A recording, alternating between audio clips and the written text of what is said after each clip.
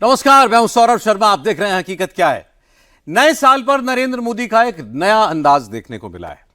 1 जनवरी से 6 जनवरी तक मोदी ने टॉप स्पीड में काम किया और प्रधानमंत्री की स्पीड बढ़ती ही जा रही है। नरेंद्र मोदी ने आज जम्मू को नया रेलवे डिवीजन दिया। कश्मीर से कटरा सीधी रेल सेवा का रूट क्लियर कर दिया। तेलंगाना में मोदी ने चरलापल्ली न्यू टर्मिनल स्टेशन का उद्घाटन किया। ईस्ट कोस्ट रेलवे के रायगढ़ रेलवे डिवीजन भवन की आधारशिला रखी। नरेंद्र मोदी ने आज बुलेट ट्रेन की भी बात की। मोदी ने कह दिया कि अब वो दिन दूर नहीं है जब भारत में पहली बुलेट ट्रेन दौड़ेगी। नरेंद्र मोदी ने 2025 का बुलेट पॉइंट प्रेजेंटेशन रेडी कर लिया है। मोदी हर रोज एक नया काम कर रहे हैं। शहर शहर, राज्य राज्य डायरेक्ट कनेक्ट हो रहे हैं। अपने नेटवर्क का दायरा मोदी बढ़ाते जा रहे हैं। जो लोग पूछते हैं कि नरेंद्र मोदी क्या काम करते हैं, कितने घंटे काम करते हैं, वो लोग आज हैरान रह जाएंगे। नरेंद्र मोदी के आज के काम की स्पीड आप भी देख लीजिए। आप भी समझ जाएंगे कि नरेंद्र मोदी का दिमाग बाकी नेताओं से कैसे बहुत तेज चलता है। नरेंद्र मोदी की स्पीड कितनी बढ़ गई है, नरेंद्र मोदी की रीच कैसे बढ़ती ही जा रही है, नरेंद्र मोदी की कनेक्टिविटी कहां कहां पहुंच गई है, नरेंद्र मोदी का नेटवर्क कितना स्ट्रांग हो चुका है। 1 जनवरी से 6 जनवरी 6 दिन में मोदी ने हर रोज एक नया फैसला किया। गवर्नेंस का एक नया बेंचमार्क सेट किया। सीक्वेंस देखिए। 1 जनवरी किसान, 2 जनवरी मुसलमान, 3 जनवरी दिल्ली में डेवलपमेंट वाला काम, गरीबों को मकान, 4 जनवरी गांव, खेत, खलिहान, 5 जनवरी नमो भारत ट्रेन का विस्तार, 6 जनवरी जम्मू कश्मीर, ओडिशा और तेलंगाना के लिए रेल कनेक्टिविटी वाला काम। नरेंद्र मोदी हर रोज एक बड़ा फैसला कर रहे हैं। मोदी हर रोज एक नए शहर को, एक नए राज्य को अपने साथ जोड़ रहे हैं। 2025 में मोदी फुल स्पीड में ऑपरेट कर रहे हैं। आप लोगों की ट्रेनिंग हो गई? मोदी के दिमाग में दिल्ली भी है, मोदी के दिमाग में यूपी भी है, मोदी के दिमाग में ओडिशा भी है, जम्मू कश्मीर भी है, तेलंगाना भी है, बिहार भी है, बंगाल भी है। मोदी हर दिन अपने नेटवर्क का दायरा बढ़ाते जा रहे हैं और ऐसा करके नरेंद्र मोदी अभी से अपने विरोधियों को भी अपना कायल बनाते जा रहे हैं। इसे 2 अलग अलग उदाहरण से समझिए। पहला बड़ा प्रोग्राम इस हुकूमत में जम्मू डिवीजन का इंटीग्रेशन, दोनों में अध्यक्षता जनाब नरेंद्र मोदी साहब की, और दोनों पहला उदाहरण जम्मू कश्मीर के सीएम उमर अब्दुल्ला का है, जब वो मोदी के साथ एक फ्रेम में नजर आए। जम्मू रेल डिवीजन की मांग जम्मू कश्मीर के लोग बहुत अरसे से करते आए हैं, तो उन्होंने भी मोदी के काम के ही गुण गाए। शुरुआत जम्मू में की। मेरे लिए जाती तौर खुशकिस्मती कि पहली हुकूमत जो मेरी रही उसमें शायद आखिरी बड़ा प्रोग्राम जो मेरा था इलेक्शन से पहले, और इस हुकूमत में इलेक्शन के बाद पहला बड़ा प्रोग्राम दोनों रेलवे से जुड़े हुए। आखिरी प्रोग्राम उस हुकूमत में कटरा रेलवे स्टेशन का उद्घाटन, और पहला बड़ा प्रोग्राम इस हुकूमत में जम्मू डिवीजन का इंटीग्रेशन, दोनों में अध्यक्षता जनाब नरेंद्र मोदी साहब की, और दोनों जम्मू कश्मीर के लिए बहुत ही ज्यादा फायदेमंद साबित। और आज मैं जम्मू कश्मीर के आवाम के तरफ से माननीय प्रधानमंत्री जनाब नरेंद्र मोदी साहब का और रेल मंत्री जनाब वैष्णव साहब का दिल की गहराइयों से शुक्रिया करना चाहता हूं कि आज प्रधानमंत्री साहब के हाथों इस रेल डिवीजन का जो है शुभारंभ होगा।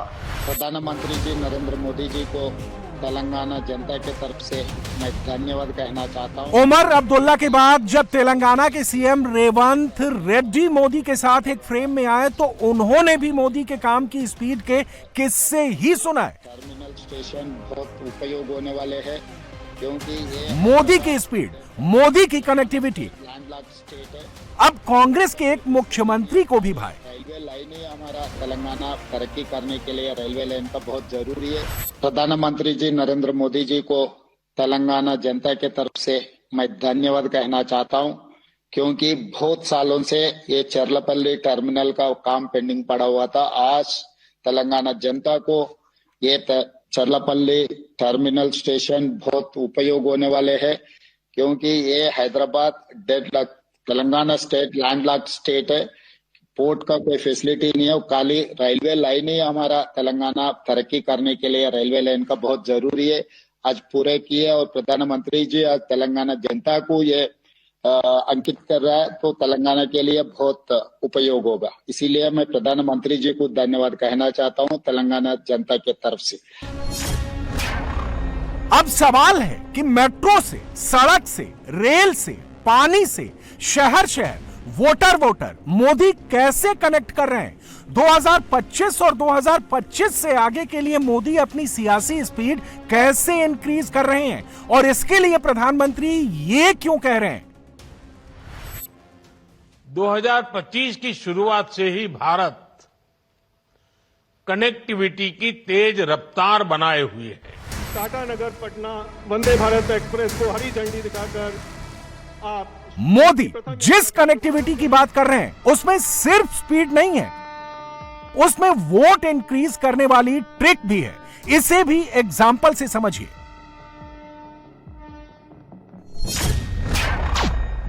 दो 2024 में लोकसभा चुनाव में जम्मू कश्मीर में कुल 88,02,348 वोटर्स थे। 51,08,390 लोगों ने वोट दिया। इनमें से बीजेपी के खाते में आए सिर्फ 12,44,404 वोट।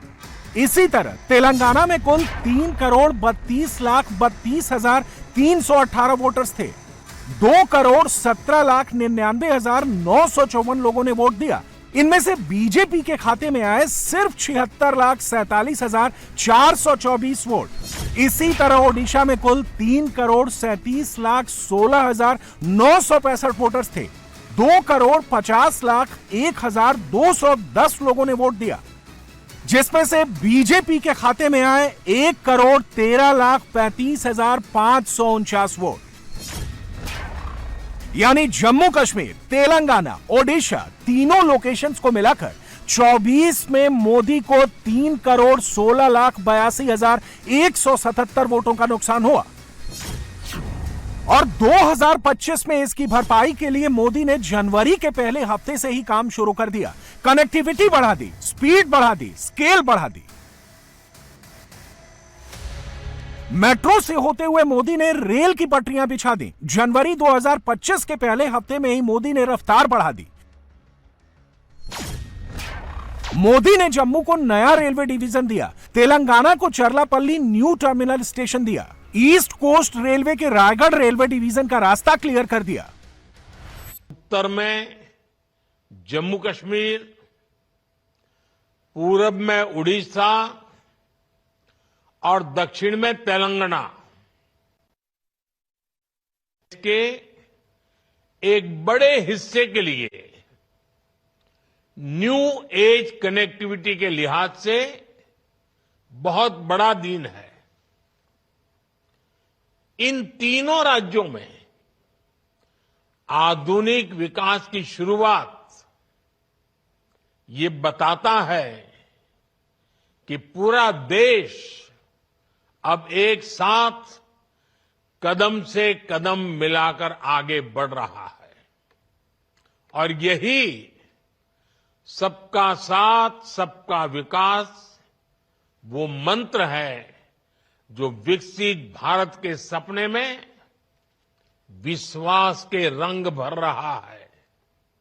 हमने देखा है पिछला एक दशक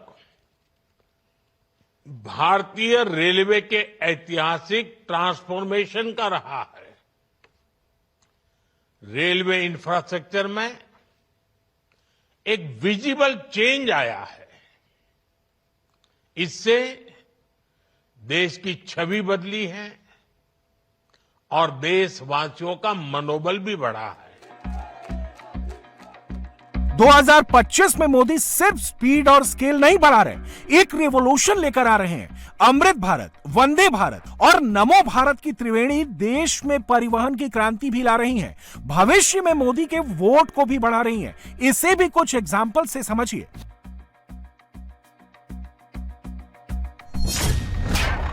देश में 21,800 किलोमीटर के रेलवे ट्रैक्स पर स्पीड को 110 किलोमीटर प्रति घंटे से 130 किलोमीटर प्रति घंटे तक अपग्रेड किया जा चुका है। 14,000 किलोमीटर के ट्रैक्स पर फेंसिंग पूरी हो चुकी है।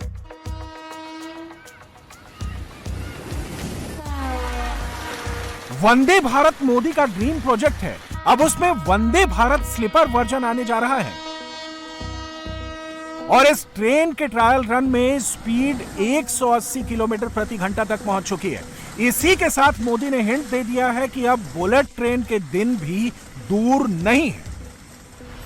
अभी मैं 2-3 दिन पहले ही एक वीडियो देख रहा था। अपने ट्रायल रन में वंदे भारत का नया स्लीपर वर्जन कैसे 180 किलोमीटर प्रति घंटा की रफ्तार से दौड़ रहा है, और ये देखकर मुझे ही नहीं किसी भी हिंदुस्तानी को अच्छा लगेगा। ऐसे अनुभव ये तो शुरुआत है।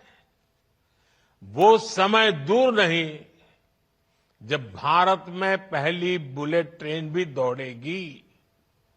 साथियों, हमारा लक्ष्य है कि फर्स्ट स्टेशन से लेकर डेस्टिनेशन तक भारतीय रेल से यात्रा एक यादगार अनुभव बने। इसके लिए देश में 1300 से ज्यादा अमृत स्टेशनों का कायाकल्प भी हो रहा है। पिछले 10 वर्षों में रेल कनेक्टिविटी का भी अद्भुत विस्तार हुआ है। 2014 तक देश में सिर्फ 35% रेल लाइनों का इलेक्ट्रिफिकेशन हुआ था। आज भारत रेल लाइनों के 100% इलेक्ट्रिफिकेशन के करीब है। हमने रेलवे की रीच को भी लगातार एक्सपांड किया है। बीते 10 वर्षों में 30,000 किलोमीटर से ज्यादा नए रेलवे ट्रैक बिछाए गए हैं। सैकड़ों रोड ओवर ब्रिज और रोड अंडर ब्रिज का निर्माण किया गया है। अब ब्रॉडगेज लाइनों पर मानव रहित क्रॉसिंग्स खत्म हो चुकी हैं। स्पीड, स्केल और कनेक्टिविटी के मामले में मोदी से पहले और मोदी के बाद के भारत में जमीन आसमान का फर्क आ चुका है। इसका एक उदाहरण शहरों में चलने वाली मेट्रो सेवा भी है। हिंदुस्तान में मेट्रो रेल सेवा की एंट्री काफी लेट हुई, लेकिन मोदी के प्रधानमंत्री बनने के बाद इसकी भी रफ्तार बढ़ गई। मेरी कविता गाऊंगी। अपने मन में एक लक्ष्य लिए, मंजिल अपनी प्रत्यक्ष लिए, हम तोड़ रहे हैं जंजीरें। 2014 से पहले देश में सिर्फ 5 शहरों में मेट्रो की सेवाएं थीं। अब देश के 23 शहरों में मेट्रो की सेवाएं हैं। हिंदुस्तान दुनिया का तीसरा ऐसा देश बन चुका है जहां सबसे बड़ा मेट्रो नेटवर्क है। भारत में अब 11 राज्यों और 23 शहरों को जोड़ने वाली 1000 किलोमीटर का मेट्रो नेटवर्क है। मेट्रो रेल प्रोजेक्ट्स की लेंथ के मामले में भारत ने जापान को साल 2022 में पीछे छोड़ा। फिलहाल भारत नंबर 3 पर है और जल्द ही पूरी दुनिया में सेकंड लार्जेस्ट मेट्रो नेटवर्क बनने की ओर अग्रसर है।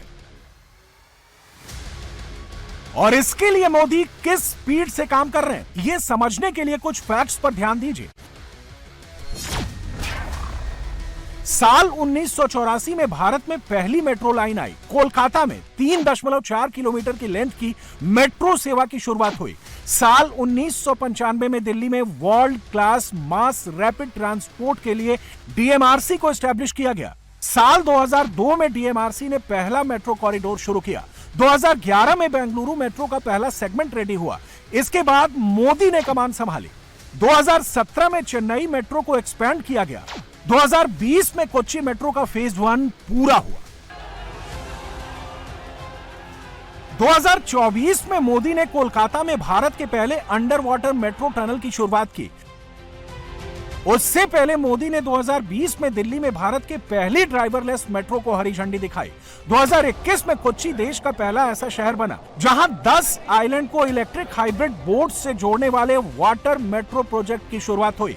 इसके अलावा 44 किलोमीटर वाले बेंगलुरु मेट्रो प्रोजेक्ट, 29 किलोमीटर वाले ठाणे मेट्रो प्रोजेक्ट और 5.5 किलोमीटर वाले पुणे मेट्रो प्रोजेक्ट का अप्रूवल भी दिया जा चुका है। काम फुल स्पीड से चल रहा है और काम कराने वाले का नाम नरेंद्र मोदी है। कल भारत ने बहुत बड़ी उपलब्धि हासिल की है। हमारे देश में अब मेट्रो नेटवर्क 1000 किलोमीटर से ज्यादा का हो गया है। 1 जनवरी से 6 जनवरी तक नरेंद्र मोदी ने रोज एक नया फैसला किया, एक नया प्रोजेक्ट लॉन्च किया। यह सिलसिला अभी रुकेगा नहीं। मोदी का अगला डेस्टिनेशन विशाखापट्टनम होगा। 8 जनवरी को नरेंद्र मोदी वहां पहुंचेंगे, नए रेलवे जोन की नींव रखेंगे, ग्रीन हाइड्रोजन प्रोजेक्ट्स को हरी झंडी दिखाएंगे। Andhra university engineering college ground में पब्लिक से इंटरेक्ट करेंगे। इसी दिन यानी 8 जनवरी को ही मोदी ओडिशा पहुंचेंगे। 9 जनवरी को भुवनेश्वर में होने वाले प्रवासी भारतीय दिवस कन्वेंशन के 18वें एडिशन को इनॉग्रेट करेंगे। मोदी ऐसे काम करते हैं, इतनी स्पीड से काम करते हैं।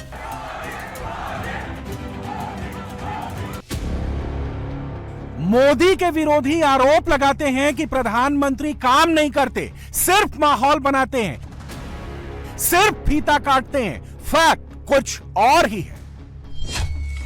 मोदी के 10 सालों में रोड ट्रांसपोर्ट में 500% का इजाफा हुआ है। 2021 में हर दिन 37 किलोमीटर हाईवे कंस्ट्रक्शन का टारगेट पूरा किया गया। मोदी के 10 सालों में भारत के नेशनल हाईवे नेटवर्क में 60% का इजाफा हुआ है। 2014 में जो नेशनल हाईवे नेटवर्क सिर्फ 91,287 किलोमीटर का था, वो 2023 खत्म होते होते 1,46,145 किलोमीटर तक पहुंच गया। 4 लेन वाला नेशनल हाईवे 2014 में 18,387 किलोमीटर से बढ़कर 50,000 किलोमीटर तक पहुंच गया। मोदी के 10 सालों में प्रधानमंत्री ग्राम सड़क योजना के तहत ग्रामीण भारत में 3,74,000 किलोमीटर सड़क का निर्माण किया गया। मोदी सरकार में अब तक 7,55,000 किलोमीटर की ग्रामीण सड़कें बनाई जा चुकी हैं। इसके अलावा देश में इस वक्त 100 से ज्यादा वंदे भारत ट्रेन ऑपरेशनल हैं। 1,318 रेलवे स्टेशन को रीडेवलप किया जा रहा है। इतना ही नहीं, 14 से पहले देश में सिर्फ 74 एयरपोर्ट्स हुआ करते थे। आज की तारीख में इनकी संख्या 158 तक पहुंच गई है। यह लिस्ट बहुत लंबी है। 2025 में मोदी की स्पीड और बढ़ गई है, लेकिन मोदी विरोधी इकोसिस्टम अभी भी झूठ पर ही अटका है। जो लोग मोदी से पूछते हैं कि मोदी ने क्या काम किया, उन्हें पहले यह बताना चाहिए कि उन्होंने खुद जम्मू कश्मीर जैसे राज्य के लिए क्या किया। 53 साल पहले 1972 में जम्मू रेलवे स्टेशन पर एक ट्रेन आई थी। तो सवाल यह है कि कश्मीर तक रेल सेवा बढ़ाने में इतना समय क्यों लगा? पिछले 5 दशकों में कई सरकारें आई और गई, किसी ने सुध नहीं लिया। कश्मीर तक ट्रेन पहुंचाने का काम भी नरेंद्र मोदी ने किया। श्रीनगर बारामूला रेलवे लाइन पर चेनाब नदी पर दुनिया का सबसे ऊंचा रेलवे पुल तैयार हुआ। फिलहाल कटरा और श्रीनगर के बीच ट्रायल रन हो रहे हैं। ये सब कुछ मोदी के काम और मोदी के काम की स्पीड की वजह से ही मुमकिन हो पाया है। 2025 में अभी ऐसे कई और ट्रायल रन होंगे और उसके रचयिता मोदी ही होंगे। मोदी का नेटवर्क अभी और एक्सपैंड करेगा। मोदी की कनेक्टिविटी, मोदी की रीच अभी और बढ़ेगी। 2029 तक मोदी नहीं रुकेंगे। फुल स्पीड में आगे बढ़ेंगे। चीन से आए नए वायरस HMPV को लेकर केंद्र सरकार का स्वास्थ्य मंत्रालय कह रहा है कि घबराने की जरूरत नहीं है। अभी तक देश में इस वायरस के 3 मामले सामने आए हैं और तीनों ही बहुत छोटे बच्चे हैं। लेकिन सरकार कह रही है कि यह सर्दी खांसी जैसा ही वायरस है, गंभीर नहीं है। कोविड जैसा तो बिल्कुल नहीं है। अब इन तमाम बातों के साथ जरा याद कीजिए, आज से 5 साल पहले जब कोरोना आया था, तब भी शुरुआत में यही कहा गया था। शुरू में सारी इंटरनेशनल एजेंसीज यही कह रही थी कि वो मॉनिटरिंग कर रही हैं, जांच चल रही है, घबराने की जरूरत नहीं है। लेकिन फिर कोविड ने ऐसा कहर मचाया कि पूरी दुनिया लॉकडाउन हो गई, करोड़ों लोगों की मौत हुई। इसलिए चीन का भरोसा मत कीजिए, अपनी आंखें खोलकर जरूर रखिए।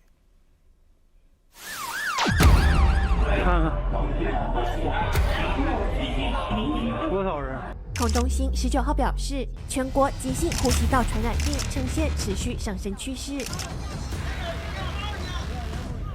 好家伙，儿童医院这人一进来就脑袋嘟秧的，您看看。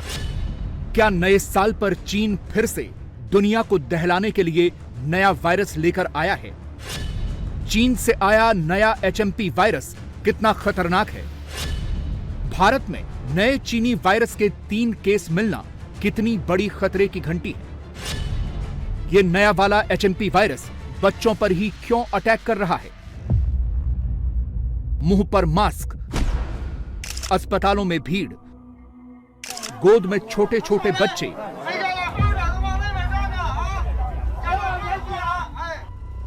परेशान हाल मरीज, अस्पतालों में बेड्स भी नहीं बचे हैं। पूरी इमरजेंसी सिचुएशन। आपको 5 साल पहले का कोविड-19 का दौर याद आ गया होगा, लेकिन यह 5 साल पुरानी नहीं बल्कि बिल्कुल ताजा तस्वीरें हैं। चीन में यही हाल है। पूरी दुनिया में 70,47,53,890 केस, 70,10,681 लोगों की मौत। सिर्फ भारत में ही 4,50,35,393 केस और 5,33,661 लोगों की आधिकारिक मौत। ये कोरोना के आंकड़े हैं, इसीलिए दुनिया को किसी भी नए वायरस से डर लग रहा है। लेकिन अगर सोशल मीडिया पर वायरल इन वीडियोस की माने तो दुनिया में यह डर फिर से वापस आने वाला है।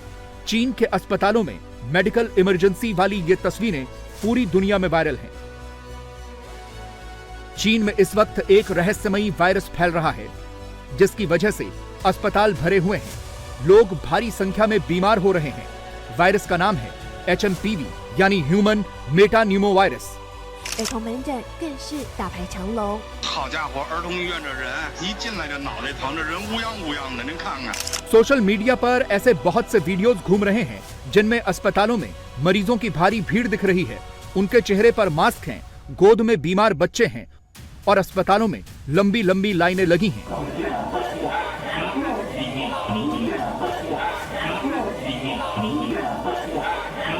बताया जा रहा है कि चीन में इस वक्त हेल्थ इमरजेंसी हो गई है। अस्पतालों के पास बेड्स नहीं बचे हैं।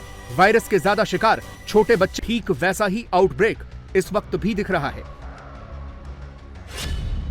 यह नया वायरस HMPV एक RNA वायरस है जो आमतौर पर सर्दी जैसे लक्षण पैदा करता है। इसमें खांसी या गले में घरघराहट हो सकती है, नाक बह सकती है या गले में खराश हो सकती है। इसका जोखिम ठंड के मौसम में ज्यादा होता है। हालात तो पूरी तरह से कोविड जैसे ही लग रहे हैं। इसीलिए सवाल उठ रहे हैं कि क्या HMPV कोरोना वायरस की तरह है? वैज्ञानिक तौर पर इन दोनों ही वायरस यानी HMPV और कोरोना वायरस दोनों की फैमिली अलग अलग है, लेकिन इसके बावजूद इनके लक्षण एक जैसे ही हैं। जैसे कि ये दोनों ही वायरस आपके श्वसन तंत्र को प्रभावित कर सकते हैं। दोनों ही वायरस सांस और दूषित सतह के संपर्क से फैलते हैं। लक्षण भी एक जैसे ही हैं, जैसे बुखार, खांसी, गले में खराश, घरघराहट और सांस लेने में तकलीफ। फिर दोनों ही वायरस का सबसे ज्यादा खतरा बच्चों, बुजुर्गों और कमजोर इम्यूनिटी वाले लोगों में होता है। बचाव भी एक जैसा ही है, जैसे कि हाथ साफ रखने हैं, मास्क पहनना है, सोशल डिस्टेंसिंग रखनी है। कुल मिलाकर डर यह लग रहा है कि क्या फिर से कोरोना वाला दौर लौट रहा है। देखिए, कोविड और इसमें फर्क ये है कि बेसिकली एक तो virus is different. Covid was much more severe and fatal, right, परंतु उसके कंपैरिजन में this is not that serious. और एक चीज आपको ये भी याद रखनी, ये सीजन हमारा चेंज होता हुआ सीजन है. जैसे जैसे हम सर्दी की तरफ बढ़ रहे हैं वैसे ही सर्दी, खांसी, बुखार आम तौर पे लोगों में होता है. तो सीजनल फ्लू, इन्फ्लुएंजा वायरस, ये सब भी हमारे सर्कुलेशन में है करके.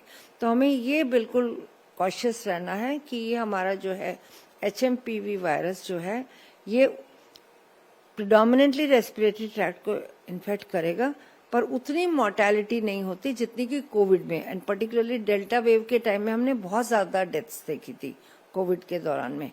तो वो ऐसा वायरस नहीं है. इट इज बेसिकली ज्यादातर लोग जो हैं इसमें मेजॉरिटी ऐसे they become all right, but still हमें कॉशियस रहना है क्योंकि वायरस है तो म्यूटेट भी करता है. कोरोना में भी सबसे ज्यादा सवाल चीन पर ही उठे थे और इस बार भी इस नए वायरस में सबसे ज्यादा सवालों के घेरे में चीन ही है.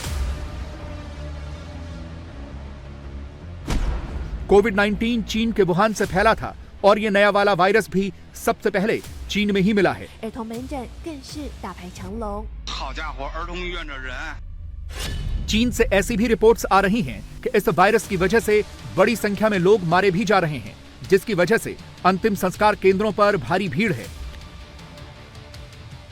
चीन ने कोविड-19 को लेकर भी बहुत सी जानकारियां छुपाई थी. पहले तो यह स्वीकार ही नहीं किया था कि उसके यहां से यह खतरनाक वायरस दुनिया में फैला है और इस बार भी चीन यही कर रहा है. लेकिन चीन की सरकार बता रही है कि यह पूरी तरह से रेगुलर फ्लू जैसा ही आउटब्रेक है. 30% टेस्ट इन्फ्लुएंजा के पॉजिटिव आ रहे हैं. हर 7 में से एक व्यक्ति सांस संबंधी गंभीर दिक्कतों की वजह से अस्पताल में भर्ती है. लेकिन जानकार बता रहे हैं कि हालात बहुत खराब हैं, बिल्कुल मेडिकल इमरजेंसी है. लेटेस्ट रिपोर्ट में दावा किया गया है कि बीते हफ्ते में चीन के उत्तरी प्रांतों के अस्पतालों में ओपीडी में जाने वाले 7.2% मरीज फ्लू जैसी बीमारियों से पीड़ित थे. यह पिछले हफ्ते की तुलना में 12% ज्यादा मरीज थे. जबकि चीन के दक्षिणी प्रांतों से आया डेटा बता रहा है कि अस्पतालों की ओपीडी में जाने वाले 5.7% मरीज फ्लू जैसी बीमारियों की वजह से अस्पताल पहुंचे हैं. ये पिछले हफ्ते की तुलना में 21% ज्यादा मरीज हैं. जैसा कि इसका नाम ही दर्शाता है, ह्यूमन मेटान्यूमोवायरस, तो it is affecting predominantly respiratory tract, यानी कि जो हमारे लंग्स हैं, upper respiratory tract, lower respiratory tract. इसको लोअर रेस्पिरेटरी ट्रैक्ट का मतलब है सीवियर इन्फेक्शन, यानी कि निमोनिया का होना. तो it affects both the upper and lower respiratory tract symptoms.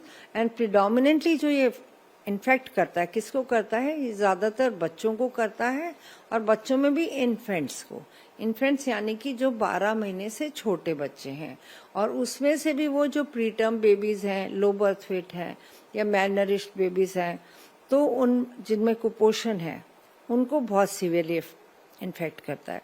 और सेकेंडली जो हमारे 65 ईयर्स से ऊपर हैं बुजुर्ग, और जिनको कि अस्थमा है या क्रॉनिक ऑब्स्ट्रक्टिव पल्मोनरी डिजीज है, पर्टिकुलरली जो कि आजकल हम बहुत ज्यादा मात्रा में देख रहे हैं और शहरों में देख रहे हैं, पॉल्यूशन का लेवल बहुत हाई है, तो प्रिडोमिनेंटली इन लोगों को इन्फेक्ट करता है.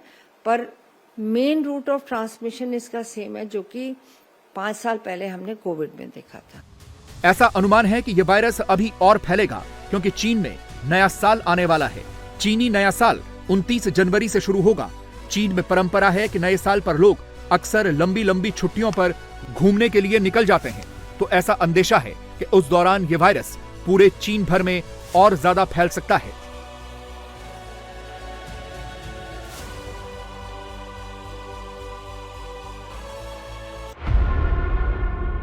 लेकिन खतरा सिर्फ चीन को ही नहीं है बल्कि पूरी दुनिया को है.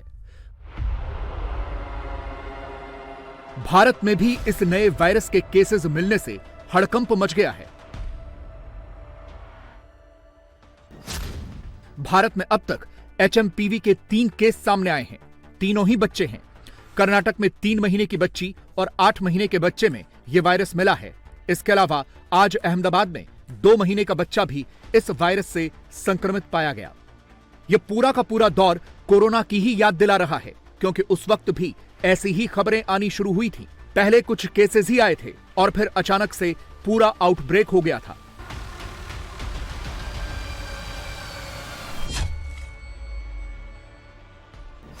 अहमदाबाद में 2 महीने के बच्चे की तबीयत खराब होने पर 15 दिन पहले उसे हॉस्पिटल में एडमिट करवाया गया था। बच्चे को सर्दी और तेज बुखार था। शुरुआत में उसे 5 दिनों तक वेंटिलेटर पर रखा गया।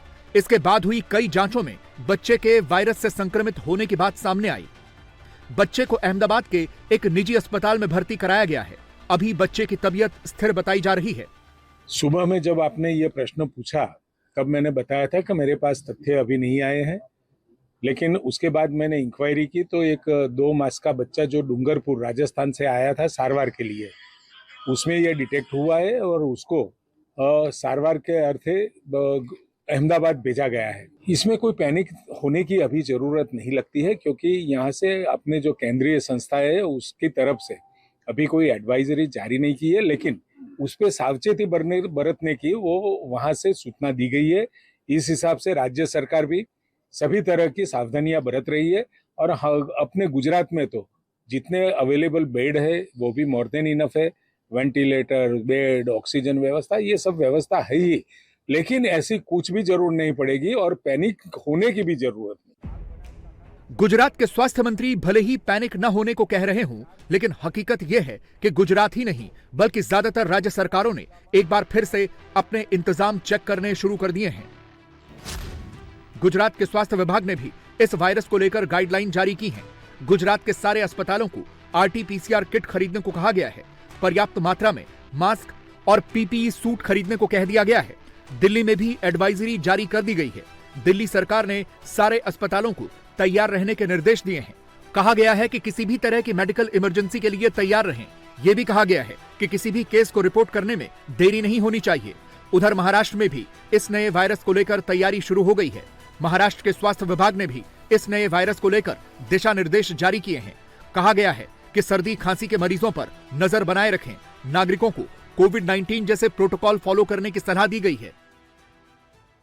हेल्थ एक्सपर्ट्स ने HMPV वायरस के बारे में यह स्पष्ट किया है कि यह वायरस कोई नया वायरस नहीं है। इसकी पहचान सबसे पहले वर्ष 2001 में हुई थी और कई वर्षों से यह विश्व भर में फैल रहा है। HMPV वायरस एक ऐसा वायरस है जो हवा के जरिए सांस लेते समय एक दूसरे में फैलता है। यह सभी आयु वर्ग के लोगों में संक्रमण का कारण भी बनता है। यह विशेष रूप से सर्दी और बसंत के मौसम के शुरुआती महीनों में अधिक देखा जाता है। चीन में जो HMPV वायरस के मामले पर हाल ही में आई रिपोर्ट्स पर स्वास्थ्य मंत्रालय ने Indian Council for Medical research के साथ और national centre for disease control के साथ और वर्ल्ड हेल्थ ऑर्गेनाइजेशन के साथ चीन सहित पड़ोसी देशों में स्थिति पर कड़ी निगरानी रखे हुए है। WHO ने भी स्थिति का संज्ञान लिया है और जल्द ही वो भी अपनी रिपोर्ट साझा करेंगे हमसे। ICMR, Indian Council for Medical Research और integrated disease surveillance programme IDSP के साथ उपलब्ध सांस संबंधित वायरस के देशव्यापी डेटा को भी समीक्षा की जा रही है। इससे पहले कर्नाटक में 2 बच्चों में भी ये HMP वायरस मिला है। यहाँ 3 महीने की बच्ची और 8 महीने के बच्चे में यही वायरस मिला था। ये बच्चे रूटीन जांच के लिए अस्पताल पहुंचे थे। टेस्ट कराने पर उनकी report positive I. For a few days and it passes on. So that is what is this HMPV that has been detected even in Bangalore Baptist Hospital. It's the same thing. So there's nothing new, nothing to panic, nothing to worry. That is the first point. That is the first point. Second point is that whatever in the future, what they're talking about in China and all those things are right now not connected to what is there over here. Government of India is monitoring it.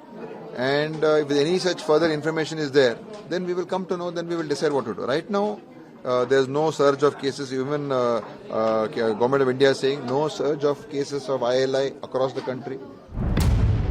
हर सरकार यही बताने की कोशिश कर रही है कि घबराने की जरूरत नहीं है, ये तो बड़ा सामान्य सा वायरस है।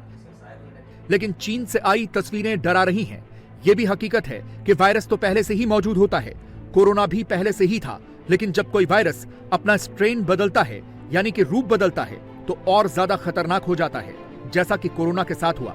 केंद्र सरकार की तरफ से भी कहा गया है कि यह एक सामान्य वायरस है, देश को चिंता करने की जरूरत नहीं है, नॉर्मल खांसी जुकाम जैसा ही है।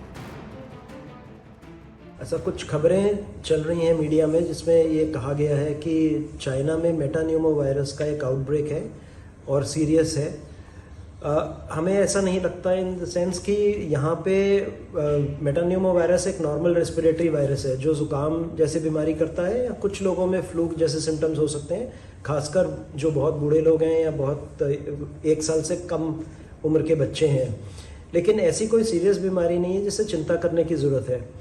इन दिनों, सर्दी के दिनों में रेस्पिरेटरी वायरस इन्फेक्शंस होते हैं और हमारे हॉस्पिटल्स और इंस्टीट्यूशंस इनको हैंडल करने के लिए तैयार हैं।